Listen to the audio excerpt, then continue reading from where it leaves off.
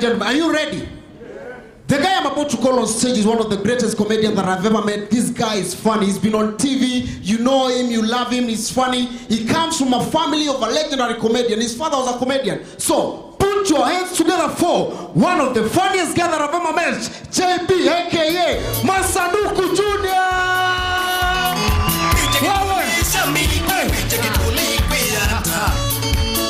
Yes.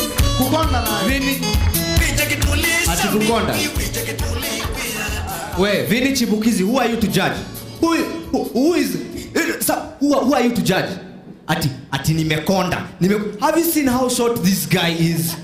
This, let me tell you, it's advantageous to be tall. When you're tall, people think you see far. So when even you go for an interview, the boss tells you, where do you see this company in the next 10 years? Sasa ukiwa mfupi kama huyu, unauliza, boss, where do you think this company was 5 years ago? Tulianzia wapi? Let me tell you, being tall is nice. When you're tall, ladies long for you. When short people are busy running short of ideas and having short-term goals, you are there and you see far. Being tall is very prestigious. It's a good thing. But also being short is fine. When you're short, men, do you have short men in the house? Now it's nice. When you're short, it's good because you tell a girl, baby, I look up to you. When I grow up, I want to be just like you. So it's fine. It's fine. Personally, I'm a slim guy. Na tunapitia mashida, yeah, as slim people, the references people make to us. I go somewhere and somebody tells me, there are slim chances of you being funny tonight. There is a thin line between love and hate. That's fine. But the problem is, I'm that line. Imagine being that line. Now here people like you, here people hate you. I'm just that line. It's not easy, but it has its advantages. Mimi, mali nimepitia huwezi toshea. It has its advantages being slim. But I need to be big. I need to be big. When I grow up, I want to be fat. No. Wait. That's hate speech. Not fat.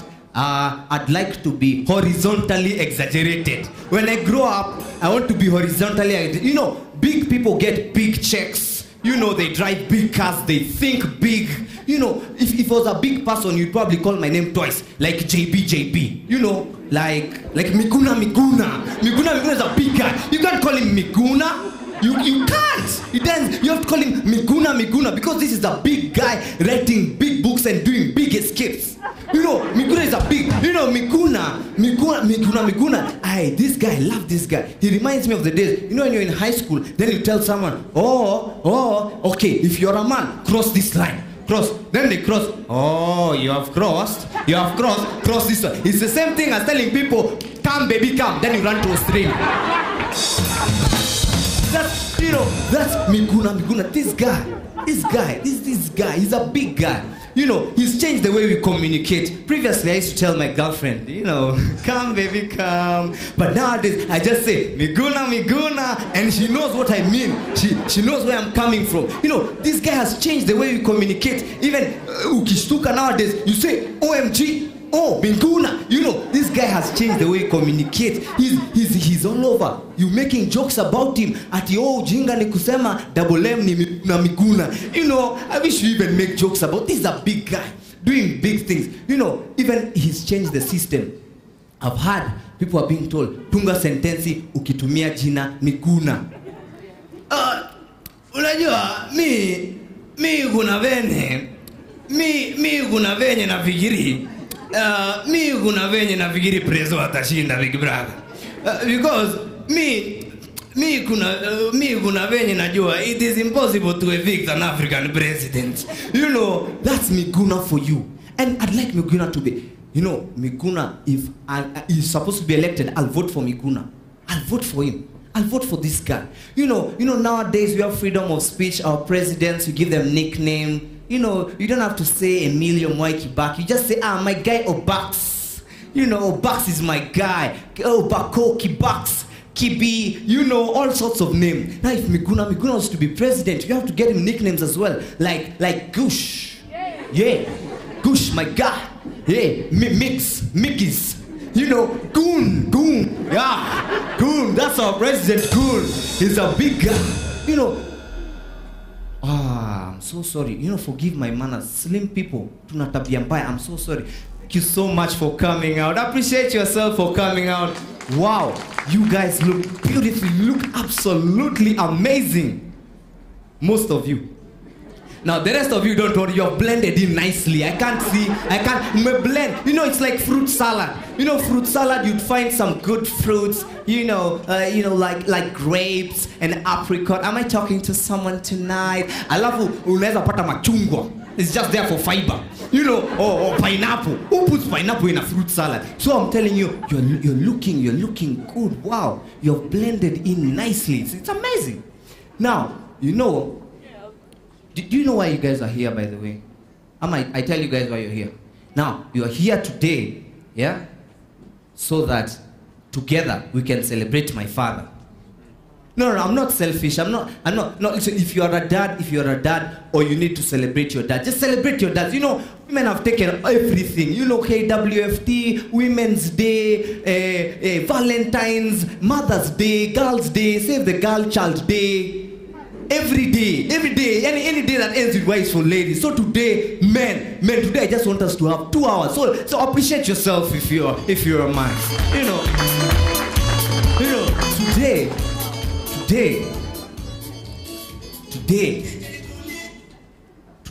we just celebrate my dad. Let me tell you a bit about my dad. Some of you knew my dad went by the name Masanduku Arap Smit. Right? Now, I don't know why he called himself Masanduku Arap Smit. His real name was Sami Kimani. So I don't get the relevance with Masanduku Arap Smit. But it's okay. That's his name. That's his name. That was his stage. Now, my father was an interesting guy. What my father did, he researched, and he was told that in Kenya, the life expectancy of a normal Kenyan is 40 years. So my dad, when it was 40 years, my dad said, you know, my time has come. You said normal Kenyan, 40 years, fine, it's time. It's time for me to let go and let the other generation come through. My father, you know, he taught me about letting go. You know, Kenyans, the problem you have is letting go. You never let go. Yani you vote for someone, akikalia hiyo kiti, anaozea hapo, anakaa kwa hiyo kiti, anakaa. Yani, he doesn't look the same na his currency. You know, even you can be arrested for money laundering. Unakuja na noti, unaambiwa, we, gichana hii noti ulitoa wapi? No, who is this? This is not the president. Does he look like this guy? Huyu ni kijana, huyo ni mzee. Hii pesa ni ya kujitengenezea. You know, unakaa kwa kiti unaoza. Mpaka the day you leave, people throw a big bash. They go to a place like, where do you throw? Like Uhuru Park.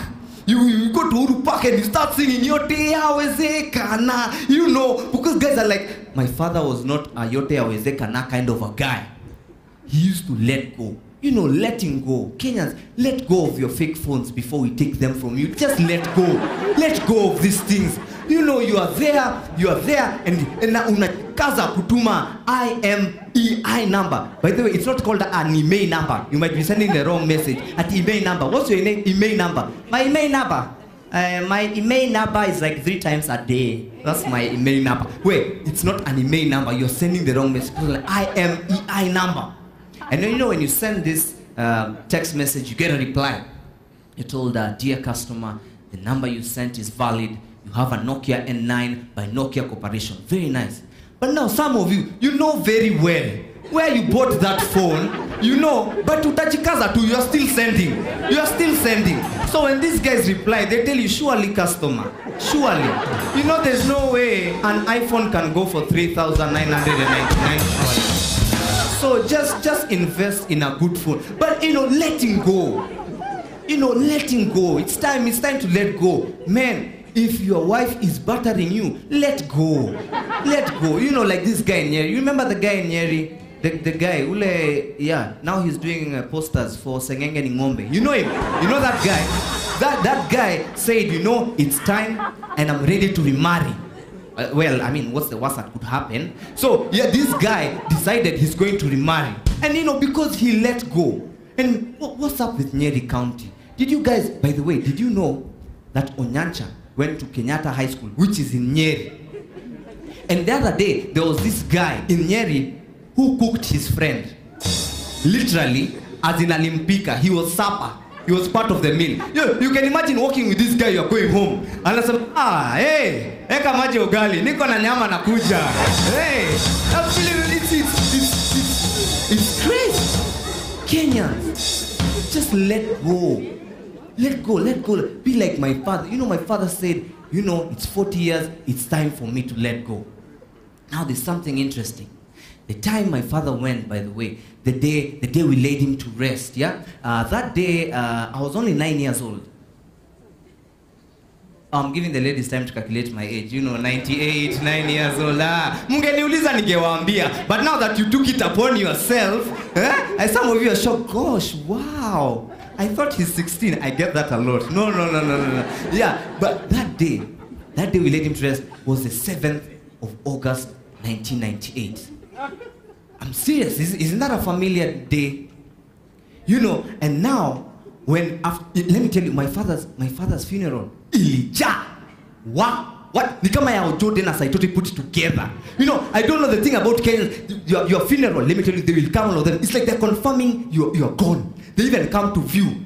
Yeah, Arusi, they don't come for the wedding, but they line up to confirm. Yeah, it's him, I knew this guy. And now he's gone. Let me tell you, that funeral was full, packed to the brim. Now, when guys came back, they were told, you know, when you guys went for that funeral, there was a blast. Imagine, there was a blast just here. And you know, everyone works in downtown. You know, it's okay, you can have your offices here, Koinange, lakini utenda kununua weave downtown. So everyone goes downtown. You know, and these guys, these are 1,000 people who are saying, they were confessing. These guys are confessing and saying, you know what, if I hadn't gone for that funeral, wow, I would have been one of them. Now, what I'm saying is, this guy, my father, rescued thousands of people when he was dead. Imagine what this guy did when he was alive. Huh? Isn't this guy someone to celebrate tonight? Imagine what he did. So today, we're here to celebrate my father. But we can't just celebrate my father alone, because for I to be here tonight, there was a tag team. My father worked with someone, you know, my mother. So now, ladies, now we are back to you. Let's celebrate. Ladies celebrate. Not I'm saying celebrate because you're inspiration. The ladies are inspirational until I can change my accent a bit. You know, celebrate the ladies. Because my mother, imagine, just like any other mother, for 9 months, carried me without apologizing. You know, things were changing in her body and everything. You know, things that didn't have sense starts having sense. You know, you're like sentinel. You know, my mother would walk into the house and say, ni oxygen imenuka hivyo kwa hii nyumba. Are you breathing? Fungua hizo milango. Oi! You will suffocate with all this oxygen. You know, because now your senses are all over the place. Imagine, for 9 months. For 9 months, it's crazy. You know those cravings you have?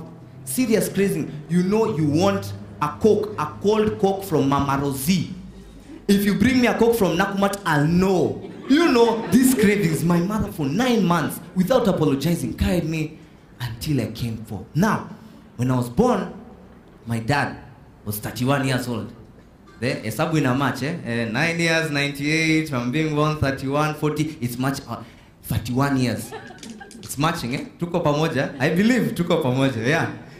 Now, when my mother carried me for 9 months, my father carried me for 31 years. 31 years. He carried me everywhere he went. Here I was with him, tulikuwa pamoja. For 31 years, tukakibishwa na wewe. Wow! 31 years. Imagine. And I wasn't alone. I had 1 billion brothers and sisters. You guys think you can say I got the whole world. This was my father carrying China. Alone, the whole of China, my father has carried us, 1 billion of us. Where? It wasn't easy. I'm telling you, it wasn't easy. Hey, then the time came. The Olympics, the real Olympics. Now, imagine you are 1 billion of you, and you are fighting for, like, for example, 1 golden egg. 1 billion people. Compare. Let me tell you, munasemanga a dance song. I am a swimmer. Hey, for me to stand on this podium too, I am a swimmer. Where? I swam. I'm telling you, and that time, you think a man can't multitask. That time, I'm fighting my brothers. All of us, they want to come out. I'm like, wait, no, I'm the one. And that time, I'm swimming freestyle. Underwater. I come backstroke. Hey, what do you mean? That time, you know, I'm working with my father because my father has decided this is the gene that's coming forth into the world. But there are other genes over here. I'm fighting with them. Unaona kamadara. Well, no, you are not karipis kanakuja, fake pastors or tumudomo wanakuja. No, I'm the one who's going there. I'm working with my father. And let me tell you, after 31 years of hustle, nika hustle juu chini mpaka nikavuka boda. Hey! And when I was crossing over, I looked back and I saw my father relaxing. Where? And he said, where? Vita umepigana wewe. Hey! Congratulations, my son. Where? Hey! Hey? Hey? Swimming.